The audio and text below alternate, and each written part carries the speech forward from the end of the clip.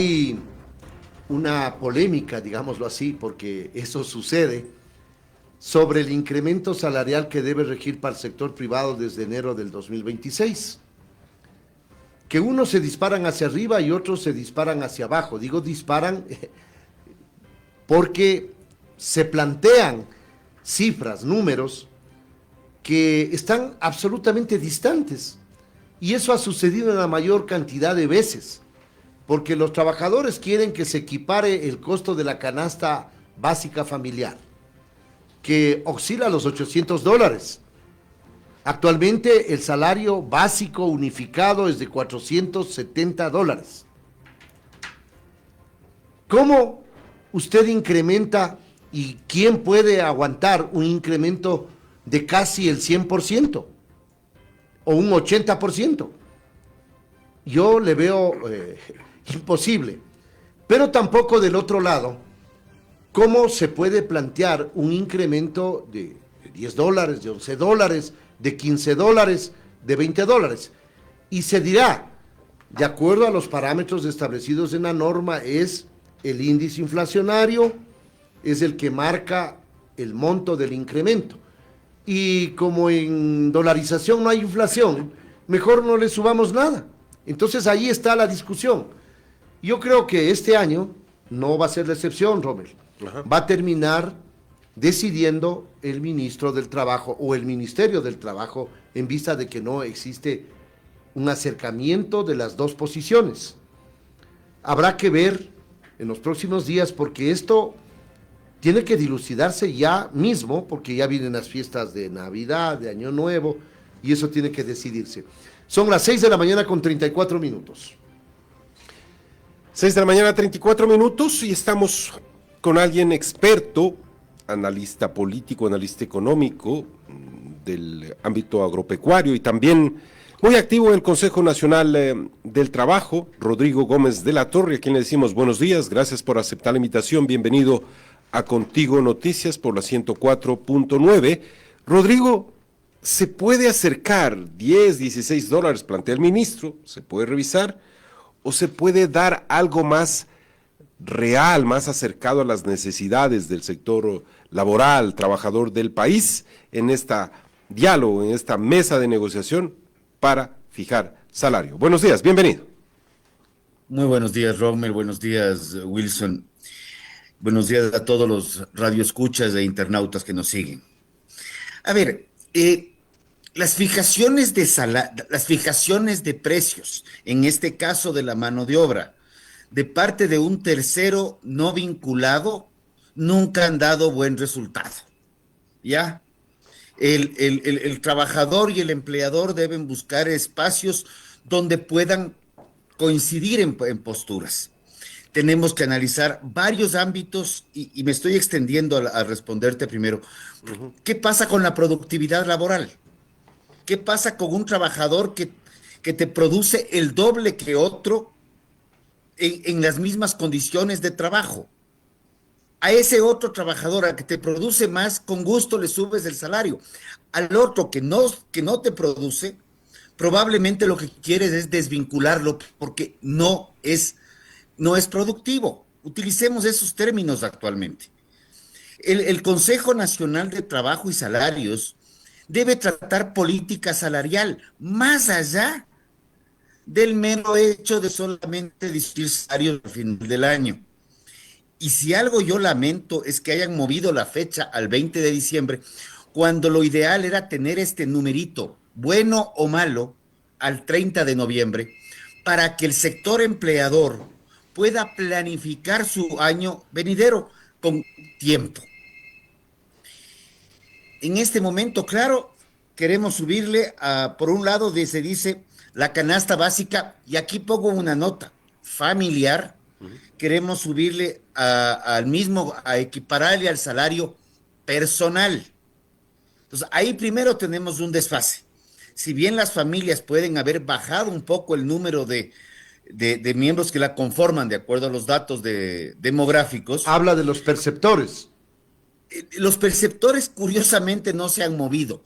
Hablo de que la familia de hace 10, 15 años era la familia de 4 miembros, actualmente la familia está en 3 y acercándose a 2. Claro. ¿Ya? Pero si ya son 2 o son 3, uno menor de edad, 2 adultos que generan ingresos formales o informales en buena medida, ya no puedes comparar el salario individual con el salario familiar. Porque tendríamos que entrar a las familias y decir, no, pues es que, termino con esto, es que aquí tiene 6 hijos, entonces hay que subir el salario solo porque tiene 6 hijos, o tiene hijos, entonces puede ganar un salario bajo. No tiene sentido. Pero, Rodrigo, el tema de 1.6 perceptores, que era la medida del Instituto Nacional de Estadísticas y Censos, es ahora, digamos, incierto, pues porque se habla de que 7 de cada 10 ecuatorianos no tienen un empleo fijo, un empleo adecuado para utilizar técnicamente. ¿Cómo va a entender usted que en cada familia hay 1.5 trabajando? O sea, en promedio, digo yo. Es una locura porque se han quedado sin trabajo, pues, mi estimado Rodrigo. Y lo otro, Rodrigo, para terminar, el hecho de que se fije un salario básico unificado, es eso, pues un básico unificado. Si es que usted tiene un trabajador que le hace producir más litros de leche que uno que no lo hace, usted le sube, pero sobre el básico unificado, pues, o sea, si es que el básico unificado es 490 y le quiere subir al señor Romel López porque es un gran trabajador, a 500 le sube 500, y si a mí me quiere dejar en 490, me deja en 490, pero ese es el básico unificado. De ahí, si usted tiene un trabajador Superman, le pone 500 o 600, Rodrigo. Precisamente, y 2 aspectos. Cuando nosotros hablamos de la remuneración básica unificada, estamos hablando de los trabajadores que tienen empleo pleno. Que tienen empleo pleno. Cuando estamos hablando del 1.6 perceptores, estamos hablando sobre un cálculo del INEC que no tenemos claro cómo está hecho, porque, y por eso no quiero pronunciarme ahí, porque habla de un total de la población en base a la población económicamente activa y sobre proyecciones de estadísticas. Proyecciones de estadísticas que las he mencionado en varias ocasiones.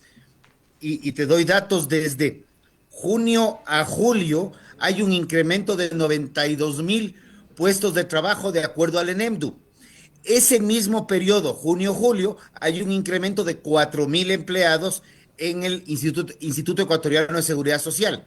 Cuando vamos julio-agosto, el ENEMDU mantiene una ligera alza y el IES decrece en unos 3,000 trabajadores. Entonces, precisamente esta discrepancia de cifras no ayuda. Ahora, cuando vemos que hay que ver el alza salarial, por sectores, por empresas o cómo. Yo te doy una gran empresa del sector agrícola, agroexportadora, que está con un excelente precio y que ha podido incrementar sus trabajadores y tiene muy buenos salarios. Versus otra empresa agrícola mismo, de la fase primaria, que ha tenido un año muy complicado por problemas de varias índoles. Podemos coger el ejemplo de Cotopaxi este último mes y medio, en el cual pasamos de lluvias torrenciales a heladas catastróficas y que con suerte va a poder salir con la nómina que tiene. Entonces, ahí es donde para aclarar, Rodrigo, el ENEMDU, Encuesta Nacional de Empleo, Desempleo y Subempleo, a eso nos referimos, ¿no? El ENEMDU es lo que el INEC, es una encuesta. Pero por eso, para que no se quede en babia la población, porque ¿qué será lo que dice el señor Rodrigo Gómez de la Torre en ENDU? Por eso queríamos hacer el alto. ¿Serán con 10 o 16 dólares más? ¿Con qué se come? Dirá la gente, ¿no? Perfecto, y agradezco esta aclaración, porque sí, a veces ya manejamos siglas y las siglas son lo que más daño nos hace porque nadie sabe qué significan. Sí. Pero en la encuesta de empleo, el salario crece y en los datos de afiliación al IES, el salario no crece. O sea, perdón, el número de empleadores no crece o crece 20, 30, 40 veces menos. Entonces, estos ajustes hay que irlos haciendo. Ahora, el Código del Trabajo determina que hay que revisar el salario una vez al año. Y eso está bien, pero no dice hay que aumentar, hay que revisar, ¿ya? Y lo que se busca es que el salario mantenga su poder adquisitivo, o sea, que no pierda con inflación. Pero Rodrigo, cuando dice revisar, obviamente que la expectativa es que se incremente. No me imagino que usted mañana, a decir la palabra etimológicamente revisar, revise para abajo, pues y diga, ¿sabe qué? Están ganando demasiado y vamos a rebajarle $5. La revisión es hacia arriba, pues me parece. La revisión se puede sobreentender de cualquier manera. Podemos decir que en virtud de que el precio del petróleo estaba en 65, tenemos que revisar las cuentas y los salarios de Petroecuador, se me ocurre ahorita, para abajo, porque el precio del petróleo de 65 está pegando los 67 ahorita, perdón, 57. Entonces, los salarios, así como los precios, deberían poder revisarse. Pero de acuerdo al ojo mercado. que el salario básico unificado es para el sector privado y Petroecuador es del sector público y tiene otro cuento salarial, otra tabla salarial. Ahí rige la LOCEP. Hay que entender porque el ejemplo puede llevar a la confusión, mi estimado Rodrigo. Me estoy basando en algo. A ver. Y quiero que me entiendas que es un tema de precios de mercado. ¿Ya? No podemos seguir creyendo que el Estado, podemos decir lo que alguna vez le oía a un analista, que pidamos precios mínimos de sustentación del petróleo a nivel internacional. Ahorita el cacao, sector privado, está con el precio altísimo. Hace 6 años el cacao estaba con los precios por los suelos. ¿Qué va a pasar con el precio del cacao de aquí a 2 años, cuando Costa de Marfil ya está subiendo precio nuevamente? Pero le pongo otro ejemplo que es ahora real. Los huevos han bajado de precio. La cubeta de huevos ahora está a $2, $2.50. Y bajo esa lógica suya, revisemos hacia abajo porque cuestan menos los huevos. Le digo, porque antes estaba a $3.50, $4 la cubeta de 30 huevos. Ahora está a $2.50 y a $2. Entonces, bajo esa premisa, revisemos hacia abajo el salario. ¿Eso está planteando usted? Estoy hablando de que la palabra y el término revisar no es igual a aumentar, ni tampoco es igual a disminuir, es revisar. Nada más. Ahora, si los precios suben, se puede pagar más. Si los precios bajan, ya no se puede seguir pagando ad infinitum más. Personalmente siempre he sostenido, y mientras estuve en el Consejo Nacional de Trabajo y Salarios, yo he sido opuesto a las alzas antitécnicas. La posición del sector trabajador ha sido que se debe subir el salario por sobre los valores de la inflación proyectada. En este caso hemos hablado de lo que tú has dicho, subirle casi un 100%, es inmanejable. Pero vamos ahora sí aterrizando a lo que está pasando en este momento. Cuando nosotros vemos que la inflación del año 2025, datos oficiales, está llegando al 1.2%, 1.2%.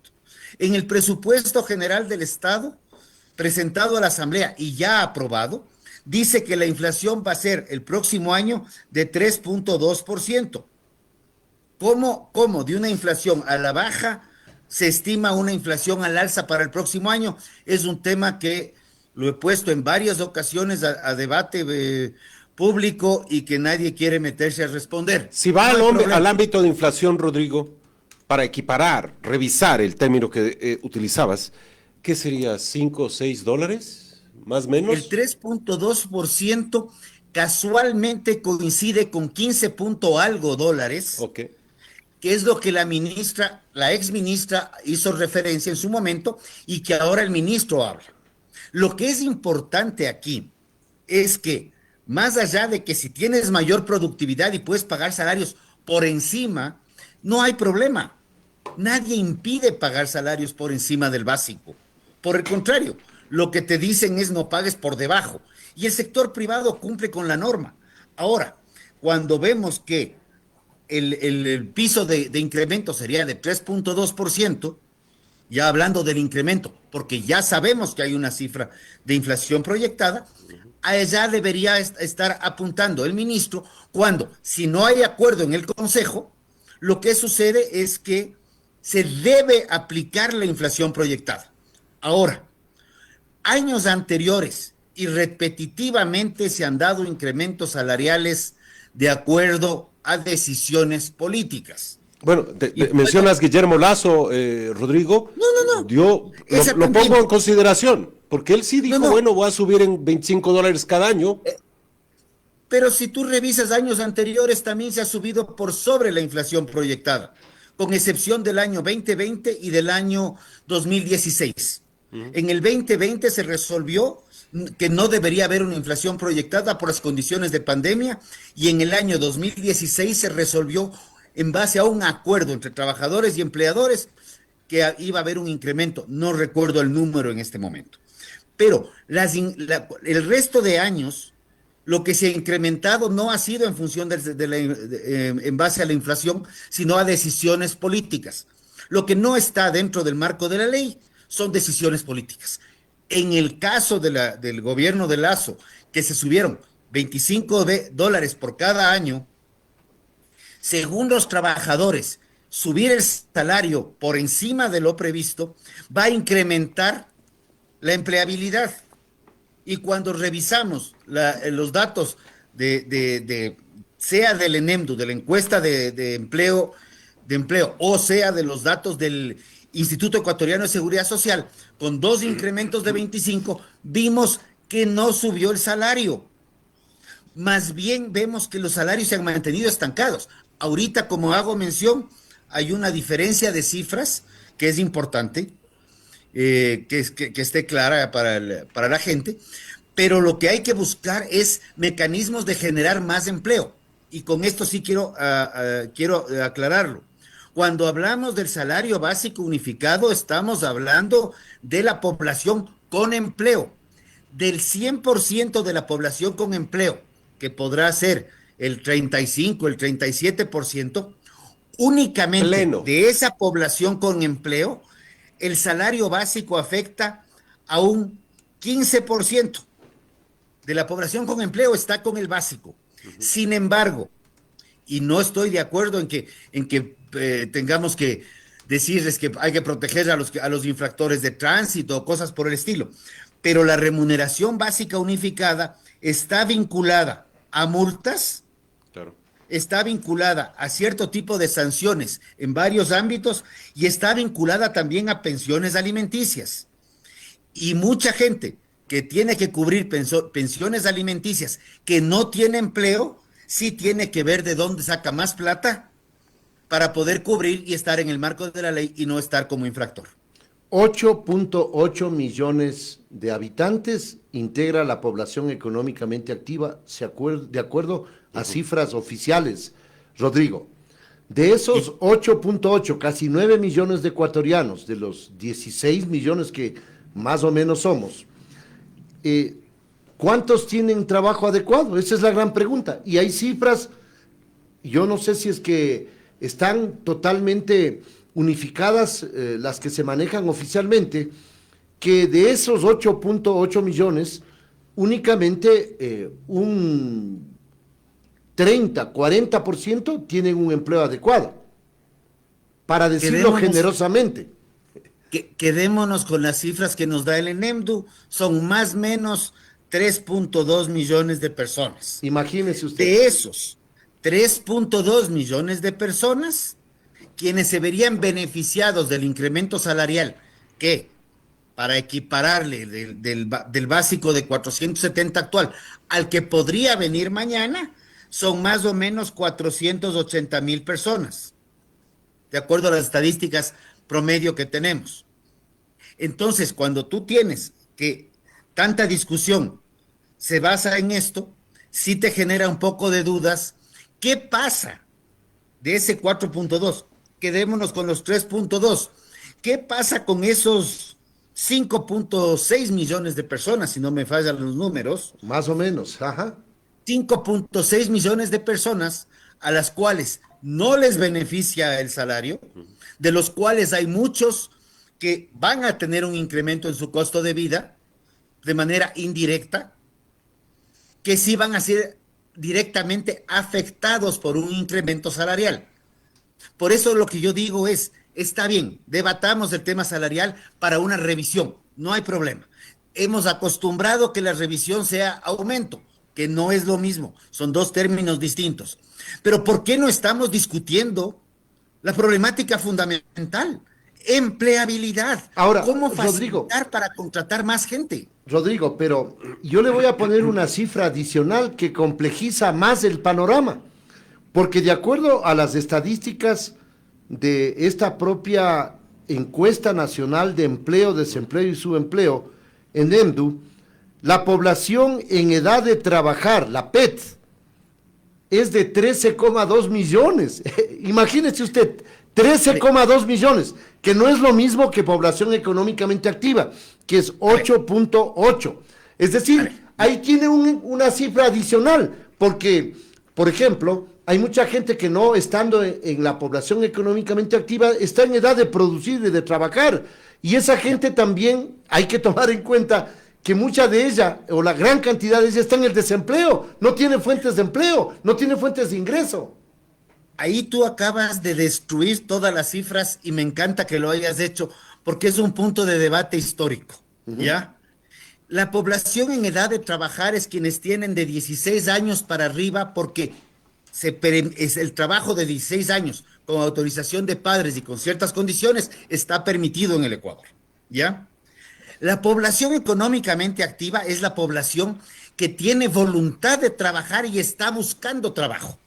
¿Qué pasa con esos 4 millones de personas que no sabemos si están buscando trabajo? No puede ser que estén estudiando una parte, otros no quieren trabajar probablemente, no sabemos. ¿Ya? Ese es un dato importantísimo. Pero lo que sí sabemos, sea por dato del ENEMDU 3.2 o sea por dato del IES de alrededor de 3 millones de personas, son los que tienen empleo. Ahora, cuando vemos esta situación, ¿por qué la gente que está en edad de trabajar no está dentro de la población económicamente activa? Yo podría comenzar a especular por varias formas, pero sí vemos que hay gente que ya ha perdido la esperanza también de querer trabajar. Y cuando tú revisas los históricos de la población en edad de trabajar, todavía tienden al alza año tras año o mes tras mes. La población económicamente activa sí fluctúa hacia arriba y hacia abajo, dependiendo ciertas épocas del año. Pero la pregunta se cae de madura, Rodrigo. Si es que no hay fuentes de empleo y no hay puestos de trabajo para la población económicamente activa, ¿cómo se imagina usted va a haber fuentes de empleo suficientes para las personas en edad de trabajar, que son muchas más? Y aumentale algo más, las 5 personas millones más que los 8,8 millones. y las personas de la tercera edad que extienden su periodo laboral ante las circunstancias, ¿no? Y hay un detalle importante. Están dentro de ese paraguas, los menores y los mayores. Pero ya Y pasas los tu mayores. edad de jubilación, no te jubilas, sigues trabajando. Claro, A ver, pero están dentro ¿qué de la es edad de población, jubilación? edad de trabajar. Ajá. ¿Qué es edad de jubilación? Edad de jubilación según el Código de Trabajo, 25 años luego de haber iniciado tu gestión laboral a los 20, pongámoslo. Estás hablando de 45 años. 45 años. Según el IES, el periodo de jubilación sería 65 años. Porque en el 60, Ecuador 30, tenemos 60-30, 60-30, puede 70, usted. 10. 30 años de aportación con 60 de edad y, señor, me jubilo. Pero tienes esta doble jubilación y ahora vas al otro lado. ¿Qué pasa con toda esa experiencia acumulada de 60, 65, 55 años que ya no consiguen empleo? Por eso regreso a lo dicho. Debatamos el salario, ok, me parece como para darle un 10% de trabajo al Consejo. Sin embargo, lo que no está debatiendo el Ecuador es mecanismos de generación de empleabilidad. ¿Por qué el Ecuador tiene regulaciones laborales tan complejas que de hecho el mismo ministro le oigo hablar ahora de ver facilidades para el visto bueno, ver facilidades Bueno, para más fácil es facturar que afiliar, pues, ¿no, Rodrigo? Desde el punto de vista empresarial me refiero. Pero eso es lo que está pasando ahora, Rommel. Mira, ahora les pagan no el salario básico, que es 470. Le dicen, ¿sabe qué? Le voy a pagar 250, si quiere, bien, y si no, también. Eso Con es lo factura, que pasa. Con factura, porque claro. Y te voy a dar la otra cara de la moneda. Por favor. Jóvenes que están interesados en buscar más retos y que a diferencia de sentarse a trabajar 8 horas diarias, 5 días a la semana en una empresa, están facturando a 5, 6, 7 empresas estos $250 trabajando desde su casa. Presénteme a algunos de esos jóvenes, porque hay algunos que están en el desempleo. Hay muchos que hay están algunos que están en el desempleo, otros que están facturando hacia afuera. Inclusive, conozco gente que está trabajando vía teletrabajo, ya ni siquiera en relación laboral con Ecuador, sino con empresas de fuera. Sí, está bien. Sí. Pero entonces, son excepciones, porque la mayoría de jóvenes están en el desempleo. Son excepciones que sí vale la pena analizarlas, Rodrigo. Pero usted haga una encuesta, no la que hace el INE, el ENDEM, sino una encuesta y usted ve que los jóvenes están allí rascando para poder conseguir algún recurso, porque ya quieren dejar de depender de los padres y lo que les toca es sobrevivir, pues. Y ahí viene el otro tema que es importante. Siempre hablamos de esta cifra de desempleo y el gobierno se llena, los gobiernos, no hablando de cuánto ha caído el desempleo. El desempleo está en el 3.7%. Yo te diría, según ese dato, el Ecuador es la panacea, es lo mejor que hay, pero nadie quiere hablar del empleo no adecuado. Casi como los Estados Unidos, esa cifra, ¿no?